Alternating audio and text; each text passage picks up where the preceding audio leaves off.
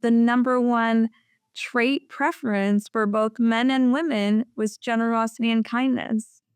I Hmm. was so happy to see that. I'm like, we're good people, actually. I think in our core, we really truly want to be good people. We're not takers at our core. I think at our core, we want to be there. But the reason we're not like that is probably because we're not matched with someone we feel lucky to be with. But the moment we do, I think that's like a very human thing to want to give just for, Mhm. feeling good about yourself, right? It's a very selfless love. It's a very selfless thing to do. Welcome back to On the Cusp. I'm your host, Dr. Brett Gilbert, and I'm so excited to be sitting here and spending time with an amazing individual. She's an author. Her name is Zoey Charif. She is amazing. I'm just going to lead with that, and you'll see for yourself. But she is the author of Love, in Fact, Can Be Calculated, which really, really got my attention. And I'm very, very excited to break that down. She's born in Afghanistan and raised in Vancouver. She received a higher education degree in criminology from Simon Fraser University. Again, she's an author where she unveils in this book, Love Can In Fact Be Calculated, the love formula, right? A structured approach to quantifying and understanding compatibility in relationships. So this was really kind of got my juices flowing. And in our pre-call, I got to learn a lot about it. So I'm really excited for her to share that with you. Again, she's also what you would call a relationship theorist, a coach, an entrepreneur. And she's also the founder of a really incredible business called Business Plans USA, where she really assists entrepreneurs, people who have ideas and energy and enthusiasm, and sets them up with a great plan to allow their business to grow and flourish. So, Zoey, welcome to On the Cusp. Thank you so much for that intro. I really appreciate it. And I'm excited to be here. Thank you. Thank you. So, Zoey, one thing I really love to start off with, it's the way I start my day, and I love to start these episodes, is what are you feeling grateful for today? Oh my God.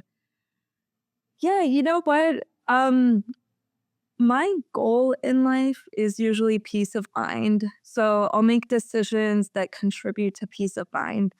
But lately, I've realized because I'm actually happy, I thought the goal was peace of mind. But now that I've reached happiness, I don't know why. I'm just like, maybe it's the people around me. Maybe it's, the fact that I've got my book launched, my career is doing well.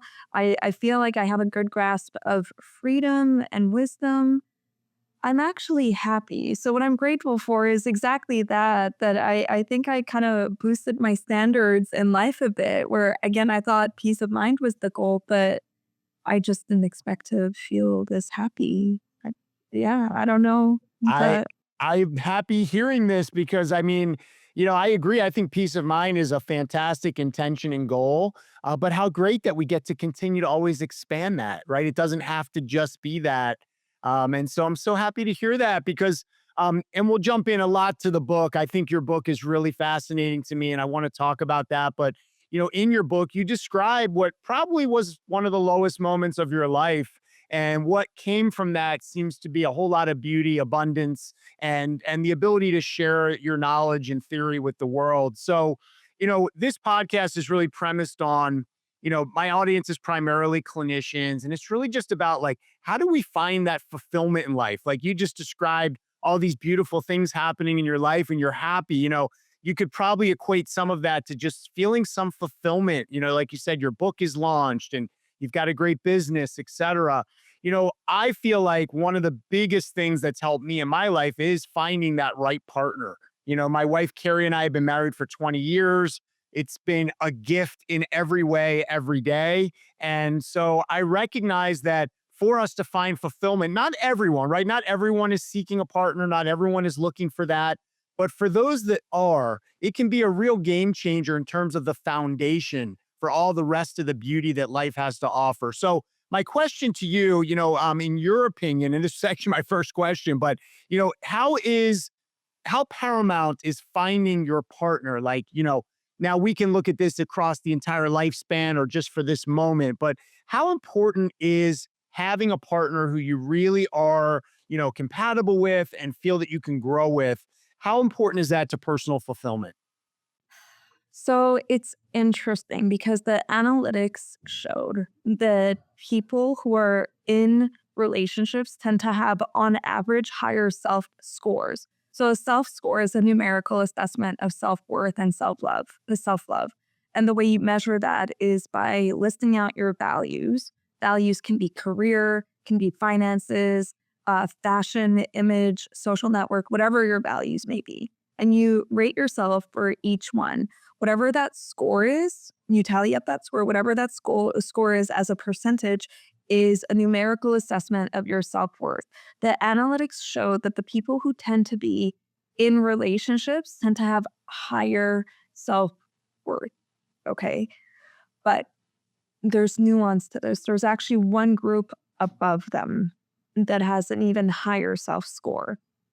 And the reason I'm going to mention this is because I think it's important to normalize being single and to, although there's so much fulfillment, of course, in relationships, as the analytics showed, there's also fulfillment in being single and not settling.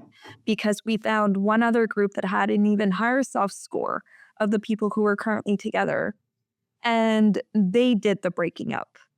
What that means is they chose not to settle.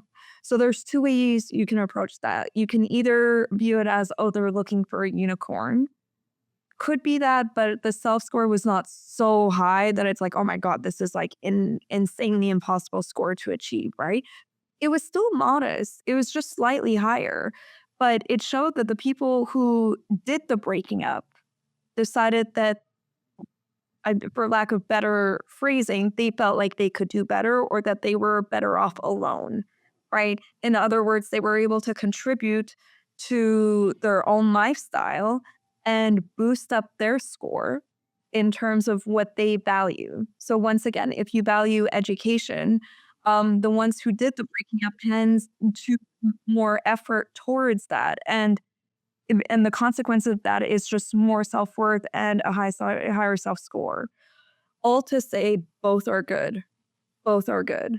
Being in a relationship, we tend to see higher self-worth, but you can also be single and not settle and still have equal, if not better or more self-worth. So it's okay. It's okay is what I'm trying to say.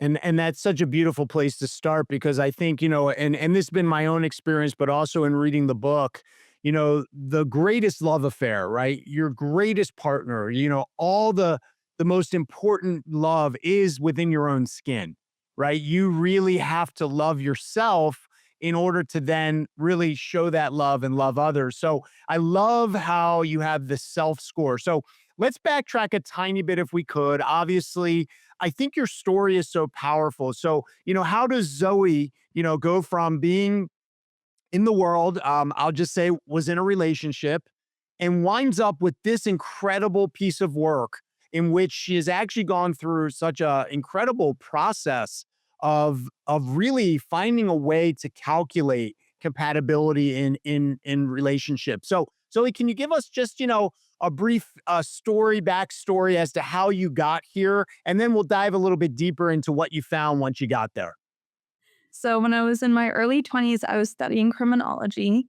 And at the same time, I was in a long-term relationship and I was cheated on.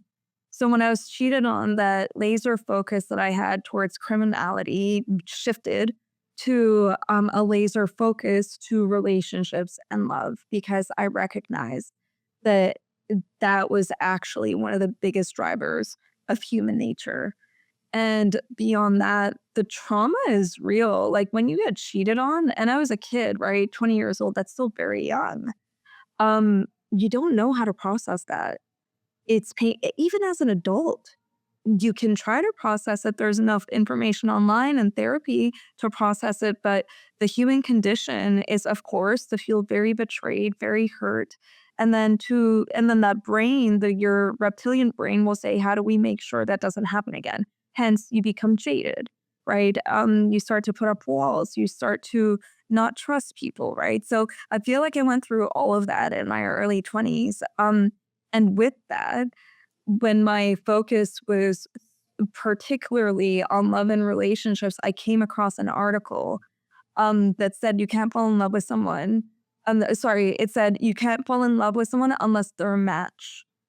So that's how this whole thing started. I started to ask myself, how do you even evaluate a match? And then I understood that first you have to score yourself. If we're talking evaluation measurement, there has to be a score, right? And once you score yourself, you have to score a partner.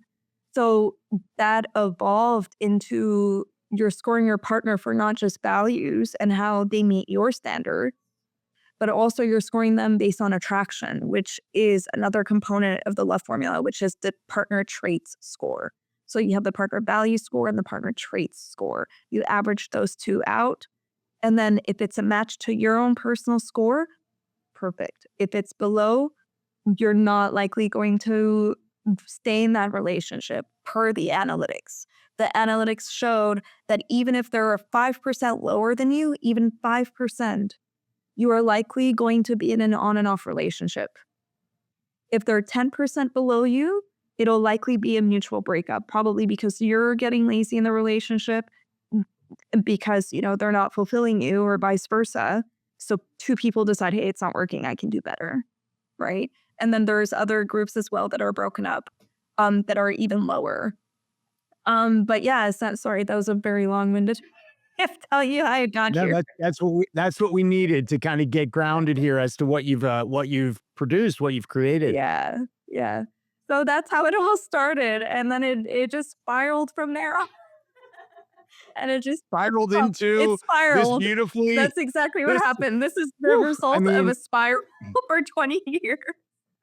so highly recommend this. So this feels so groundbreaking. Has anyone else taken on this type of calculation for this purpose? Yeah, absolutely. So it's interesting because people are more tempted to do the calculation if things are not working out in their relationship, right? The moment you feel like, hey, something's not aligned and I need to figure it out, that's when you want to work on it and when you want perspective.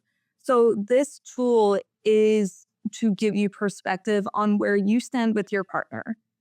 However, first and foremost, it's a tool to understand where you stand in terms of your own self worth. If you don't have good self worth, forget about the partner score. It does not start there. It has to start with you per the analytics. If you have, on average, a lower self score, then you're not likely going to have healthy relationship tendencies.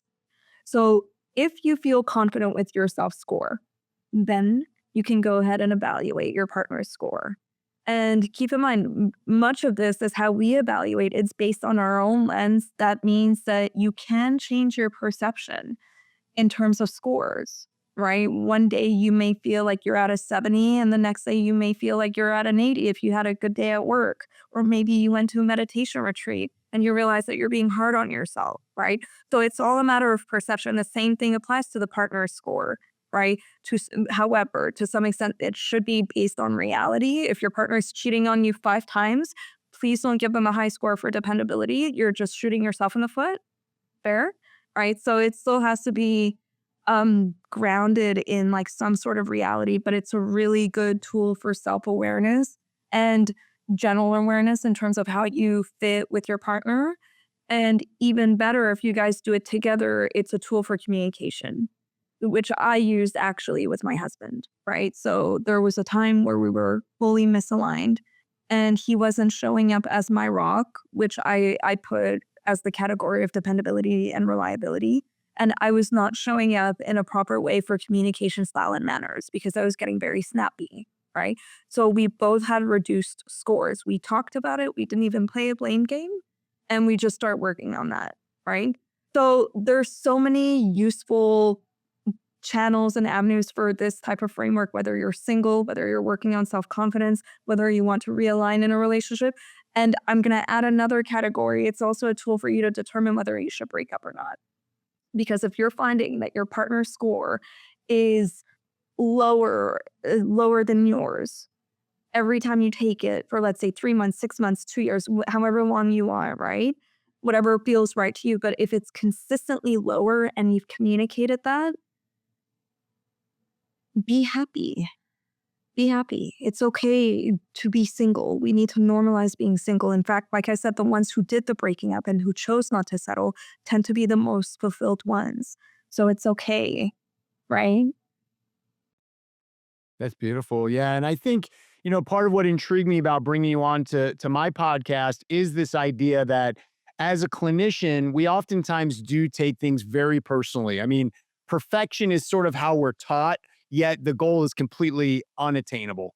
So, where we sometimes have self-worth issues is that imposter syndrome, especially younger, if you're a student, if you're a resident listening, being younger in your career, not really being able to do exactly what you intend to do, and having that be personally damaging, hurtful, self deprecating. And so, one thing I like to teach is the idea that we have to support ourselves as humans. And I love this idea of being able to score yourself, Zoe. So, I think that in and of itself is a huge win, a self love score, even like a self love compatibility, because sometimes that voice in your head, that conversation that you're having is so negative, you're actually not being a good partner for your true self anyway. So, what a great way to identify that. And then to extrapolate into the idea that we can have healthy relationships when we first have developed that healthy relationship with ourselves. And I do love, I know when we spoke previously, the idea that when you score your partner just slightly higher than yourself, there's that beautiful admiration quality that can really keep you, excited and really into the relationship. So, my next question is, I'm just curious because I know you had a pretty significant sample group of these surveys and how these relationships have progressed. What was the most surprising or possibly counterintuitive finding that maybe came out of the research that you weren't expecting? Counterintuitive, do you think? I don't know that anything was counterintuitive, but I will say that when I went into this, I assumed that a match of scores was going to be the best indicator of a healthy relationship. That's not the truth. The truth is when your partner scores 4% higher than yours, that's the magic number, it seems like.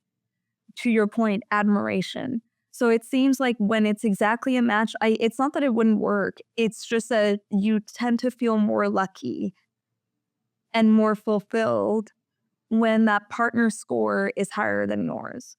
Also, though, I would like to say, I wouldn't say counterintuitive, but I was very happy to see some of the analytics that showed up. The number one value for both men and women, but and it didn't matter the age group, the number one value was dependability and reliability. I was so happy to see that. I'm like, good. We as a community we're decent. I'm so good because think about it. If that's a value, that means that that's also how you choose to show up for the right person. And if you're not showing up like that, that means they're not your person, right? That means that you're willing to put them back on the market. You're okay with them breaking up with you, but you're not putting your best foot forward. And that just means that means that there's something that's not working out. So seeing that as the number one value was just honestly, I was just happy to see that. And it gave me hope for us as humans, right? And then again, for the traits, right? Because there's values and traits.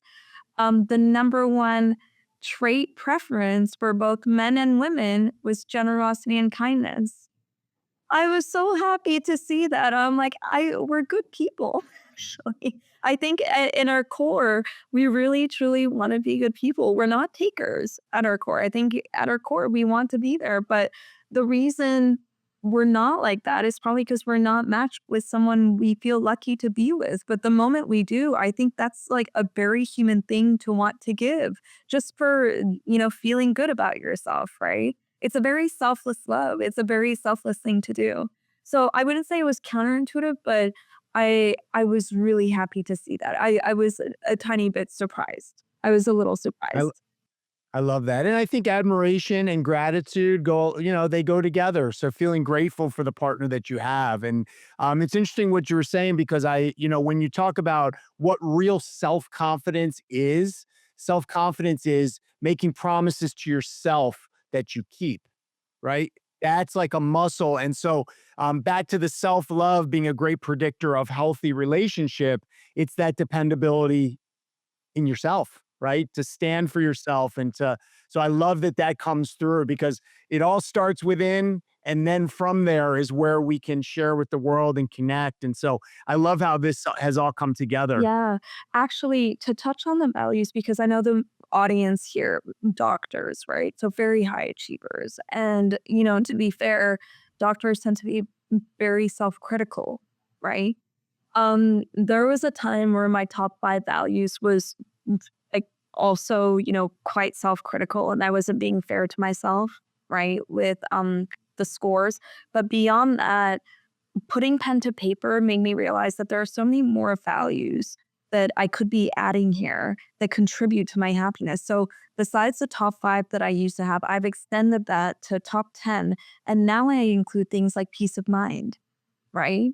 And like whether and luck is another one. Some people just have like natural luck where when you're around them, things just fall into place, right? And if you can be that for a person, how amazing and lovely would that be, right?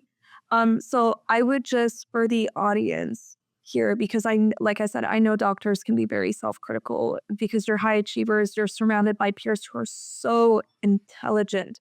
The discipline that you guys have, right? In terms of your education and residency, right? And then being surrounded by that, there's a lot to prove. You don't want to fall through the cracks. And then you've got your parents looking at you, you've got your family looking at you, you've got, this whole like this social image that you have to keep up with, right? I guess all I would say there is I understand that to some, not to the level of you guys, but I understand that to some extent. I would just suggest to expand those top 5 values that you have to top 10 and start to add things that are more fulfilling, such as purpose. Like my book for me was my purpose. I didn't realize it would be a natural medicine for me to write it. I was writing it when I was in my rock bottom. And like the theory stayed with me for the last 20 years, but I started writing it maybe 6 years ago. And I gave it a solid push back in 2021. But my God, I was truly at rock bottom.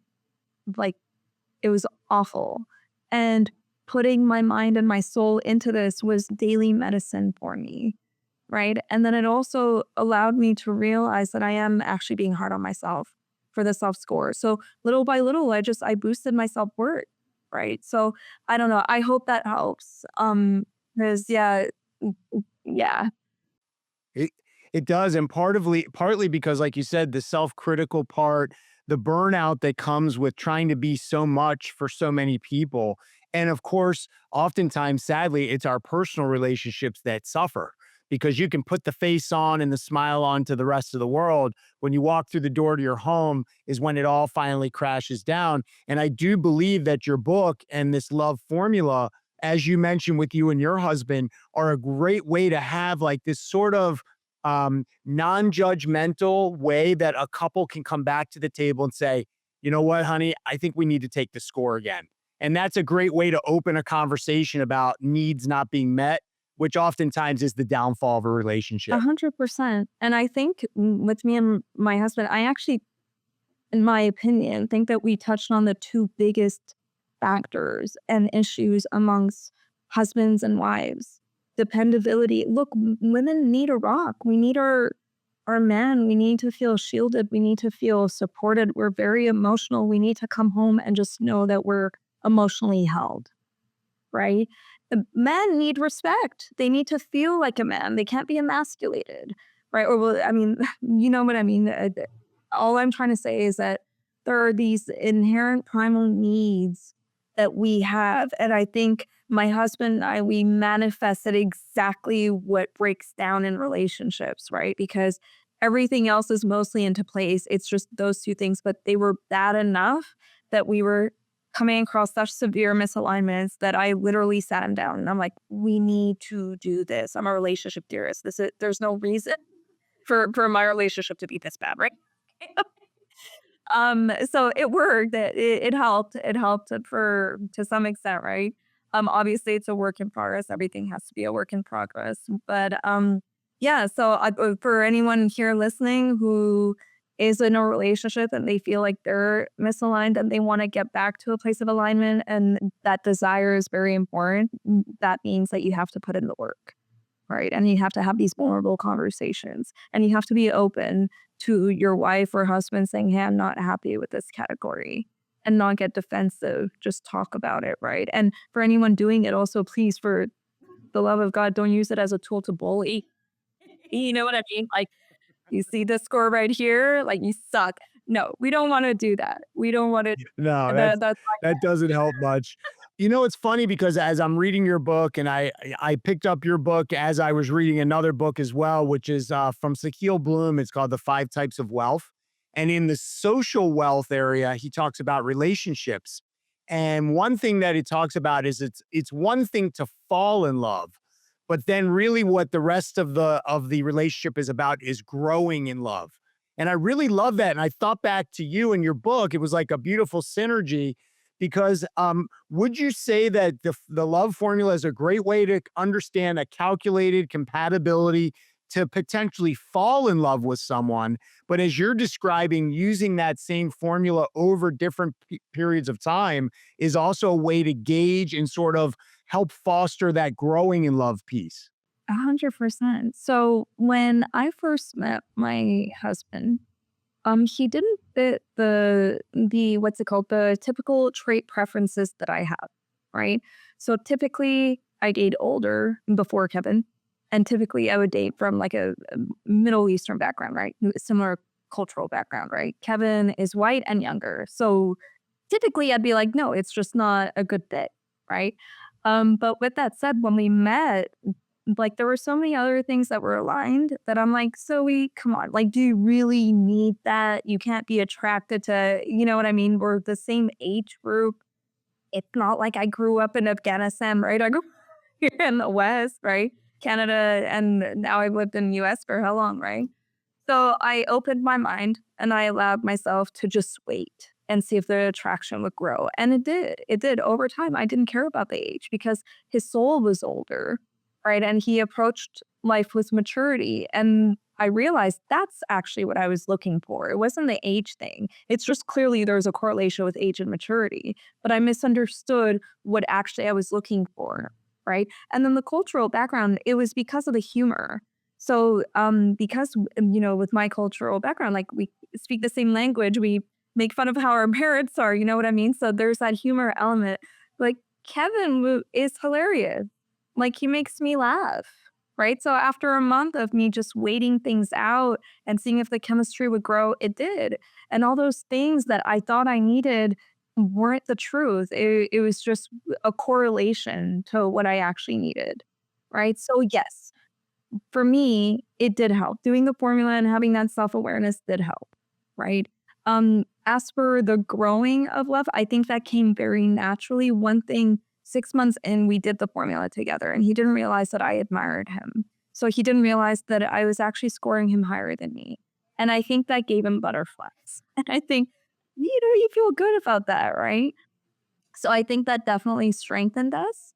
And beyond that, though, everything else was very natural. I wouldn't say that we were putting pen to paper like every month. Right? It wasn't like that at all, right? We just did it together.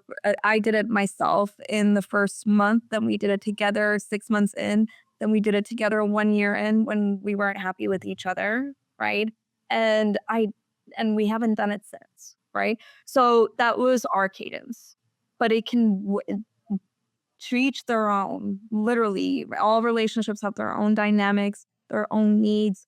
And yeah. So to answer your question in a very long-winded way, it absolutely can be a tool for a self-awareness and kind of tweaking how you approach life and relationships to make sure that you're positioning yourself in the most healthy way and you're attracting a healthy partner.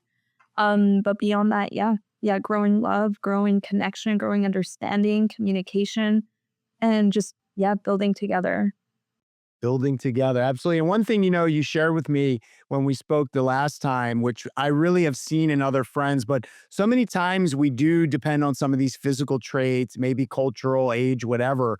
But what you share with me is the more time you spent with Kevin, the more you got to feel the energetic feelings and traits, and that energy was really attractive. And sometimes we just don't give a person enough of a chance to get comfortable enough where we can really share energy. And I think that was really powerful. And it resonated because I have a dear friend who I had a similar conversation with years ago, and they're married. They have a beautiful son now, and it was that same thing. So I think it's important to put that out there that sometimes you have to give someone a chance in a way that's different from what your eyes see and really feel into their energy because that is what you're going to grow with over a long period of time.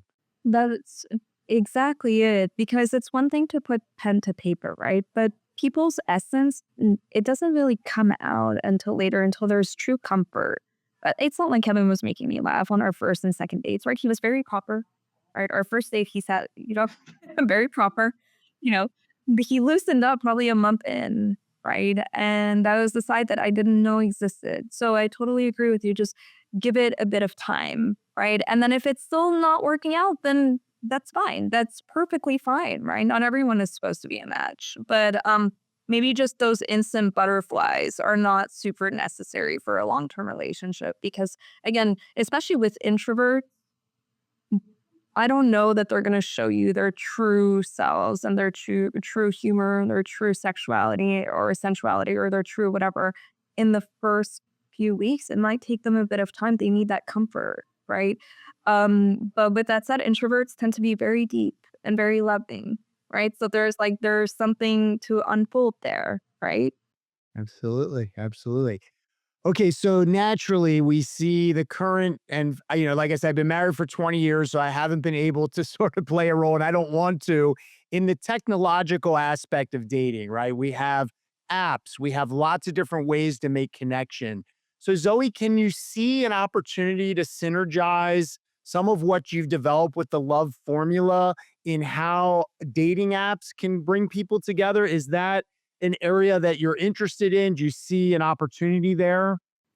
I do. I'm an entrepreneur, so and I help companies build, right?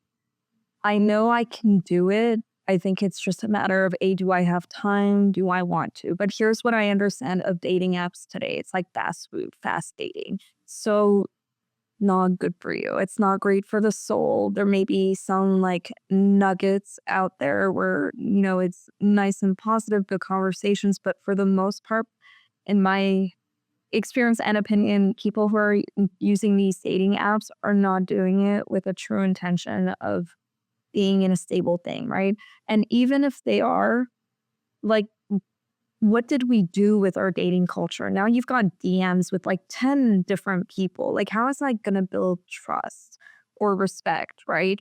And the swiping culture, it's just like, and then the catfishing and all of that. I don't know, man. I find it to be like fast food. So I call it fast dating.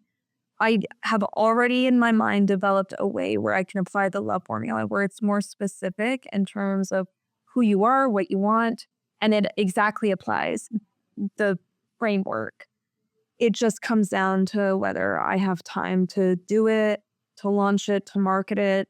But at least now with AI, it seems to be a lot easier if I did want to. But it's 100% in the back of my mind to do this for people. Like just having a database of people who are very intentional with their dating and essentially having an AI matchmaker using this one, using these calculations.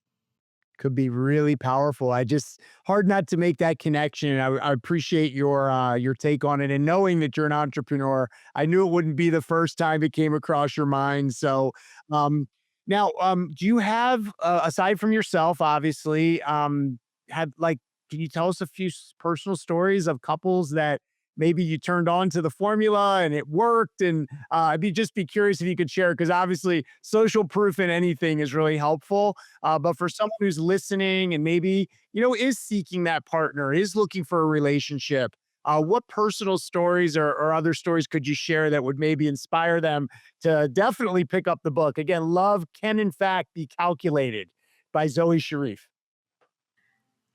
Funny enough, my editor. Perfect person. I know, funny enough. So Sage was so I've had like 6 editors, to be honest with you. It was such a big project, but Sage was one of my main editors, and she was single when she started. By the end of it, she was coupled, right? And that's because she applied the framework. The framework goes beyond just calculations. It talks about personality types, right? And what type of person you are in terms of how you approach relationships, whether you're more emotional, i.e., more traits focused, if you're more practical, i.e., more values focused, and what that middle ground should look like if you want to be in a healthy relationship. So, for example, if you're an extreme emotional, that means that you are very heavily traits focused and you're bypassing values and the values score. And if you do that, you're not likely going to be in a sustainable relationship. It's just what that analytics showed, right? So I think that the framework in general has given her a good perspective and understanding and just a different angle to view relationships. And when she said that she was in a relationship, I was so happy and proud to hear that. You know what I mean? That this actually allowed someone and boosted her towards a nice, healthy relationship. But I will give you another example. Men are funny when it comes to the framework. Men who are currently in relationships, there's been a few that have been intrigued by what I do and they are married and they're afraid to do it because they're afraid of what the score will turn out as. Okay. First red flag. If you're afraid, then yeah, I don't even want to touch on that. But there's one in particular, married for 10 years. And was it last year? Let's say a year and a half ago. There was still so much back and forth in his mind, whether he wanted to officially break up or just keep working at it. Okay, 10 years in. And from the sounds of it, it was very rocky for like a good portion of the relationship. But he was afraid. He didn't know what the right path would be. So we did the formula together. There's such a big discrepancy of scores. And I straight up told him, if you don't somehow change your perspective on these things, or you cannot come into alignment. And by the way, I told him, but she needs to do the same because clearly no one's perfect, right? And there are probably things that you're lacking. I told him if this doesn't get addressed, it's not going to last. And you're going to continue to be unhappy. This is exactly what's missing and exactly what needs to be worked on specifically. So, lo and behold, a year later, they were broken up. Yeah. Yeah. So, all to say, it's a predictor of a lack of fulfillment and misalignment. I don't think there's nothing necessarily anything wrong with that, right? It's just a matter of what you want to do with that information. The information is there. How you choose to interpret it or work on it is fully up to you. Everyone has their own relationship dynamics. When kids are involved or mortgage is involved, clearly it's a lot harder to make decisions, right? So in that case, I'd say this is a tool for you to work on it. But if you keep working on it over and over and over again, and you're young enough, right? My mindset here is, do you really want to keep beating a dead horse? Because you're afraid of what your family is going to say. You're afraid of what society will think.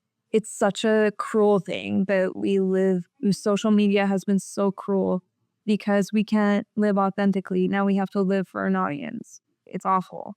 So, but if these scores are consistently showing you that you're unhappy and you're unfulfilled and you can't get back to a point of realignment, um, I would just say screw the world, just do what makes you happy. And the self score of the people who did the breaking up tended to be higher. So I assure you, you will be okay. The analytics literally show you'll be fine if it's not working out. Yeah. Wow. And I think actually I could see where the formula showing incompatibility at any stage could also maybe bring some comfort to a couple that is struggling. Sometimes just splitting without really understanding why it didn't work. I think we can all recognize that different personalities and the growth of those personalities through time can sometimes be convergent and sometimes be divergent. And I could see where, obviously, I think we all know couples where it didn't work out, and we know couples that have sort of stuck it out. And then we know couples that are flourishing. And the difference between those might honestly just be the lens, right, that you're describing. And so I think this is really beautiful, Zoe. I really acknowledge this contribution. I really hope that this book takes off in a way in which it can serve so many people, because the common trait, regardless of your preferences, where you are, is finding love with another human being is a very dynamic relationship. And this is the first thing I've ever seen where, and I love the title because you're speaking to the fact that you wouldn't think of it as being a calculated type of thing. But yet, this love formula really does give beautiful guidance. So I think that's amazing. Before we close out, I'm so grateful for your time and your willingness to share so much of your personal story as well. But I love this question, and especially for you now, because you mentioned at age 20, sort of this, unfortunate situation, which, as it turned out, that rock bottom, as it does in many people's lives, becomes like the greatest springboard of who you become of all time. Painful, yes. Horrible at the time, yes. But in the rearview mirror, really was a necessary reset. But let's say that there was an 18-year-old being in front of you right now, and that 18-year-old is saying, look, I want to have this great life. I want to contribute. I want to serve. I want to be in love. I want to have a family. I want to be in a great relationship. What would be one bit of tangible advice you might offer that person to just sort of take one step toward that destiny, given all the experience of your own life and what you've learned through the book? I would tell the 18-year-old to work on yourself. It starts with the self score. You need to understand yourself. You need to work on the things that matter to you. And these will shift over time, clearly. But as an 18-year-old, it's excellent to start. Excellent. And it'd be interesting to see how this person evolves over time, right?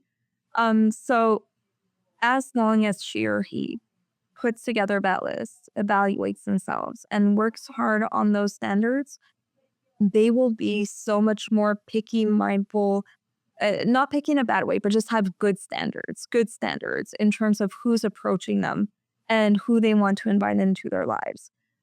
That's not to say I don't think it's okay to make mistakes. Mistakes are actually very important. And for me, anyway, heartbreak was, my push towards purpose, right?